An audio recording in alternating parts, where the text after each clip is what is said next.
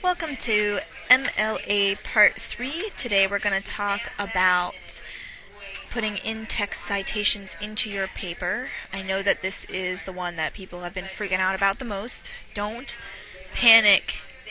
It really is one of the simplest things you are going to do, I promise. Alright, quick review of what we've done so far. So far, we've done your header and footer so that you have your delightful little right-hand corner thing up there always and forever. We have your MLA title. Of course, mine is incredibly witty. And we have taken care of your font and your double-spaced paragraph structure. And that brings us to one of the parts that you guys dread the most. In the text, I took the liberty of inserting some quotes. Now, these are completely fictitious quotes. In real life, you will have to actually have your quotes be completely relevant to what you're talking about. But since mine is all placeholder text, it's all lorem ipsum, there really won't be any sense to it at this moment. We're just focused on the formatting aspects, okay?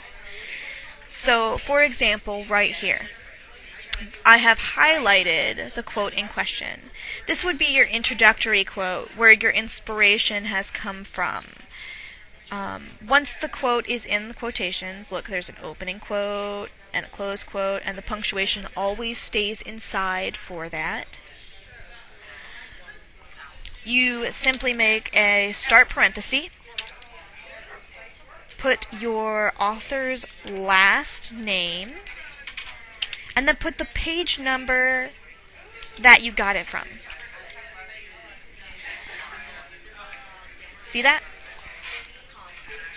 That is your in-text citation.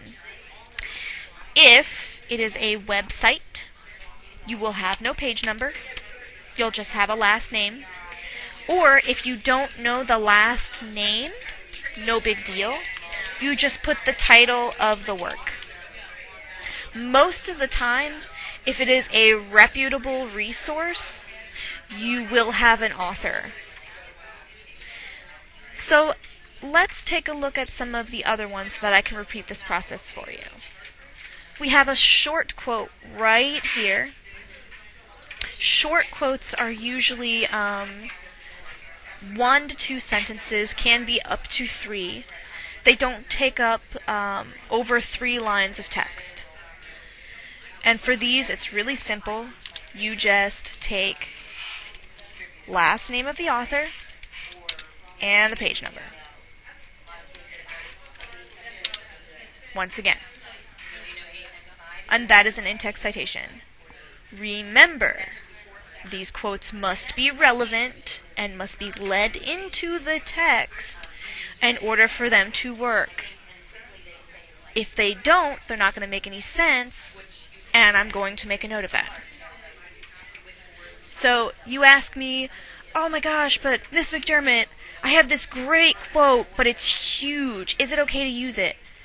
Absolutely. With the long quotes, like we have here, if it goes over 3 lines of text, like this one does, see we've got 4, almost 5 lines, you have to do something a little bit different. This should be a lead-in, which means the previous sentence should call attention to the fact that this is a quote.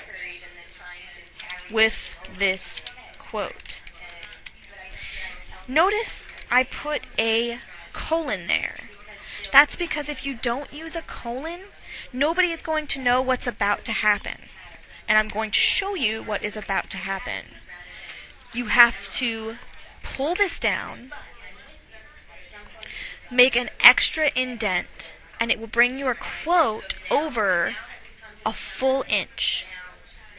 The rest of it will be half an inch. See that right there.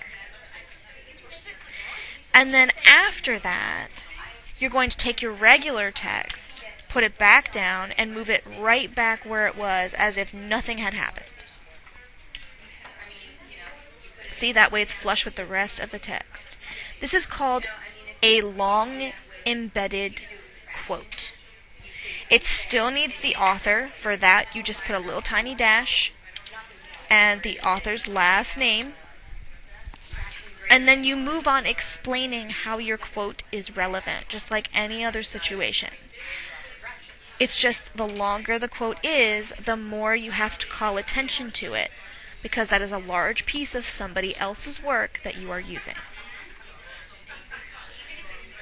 Okay, with that concludes our in-text citations for MLA formatting, and next time we will take a look at bibliographies.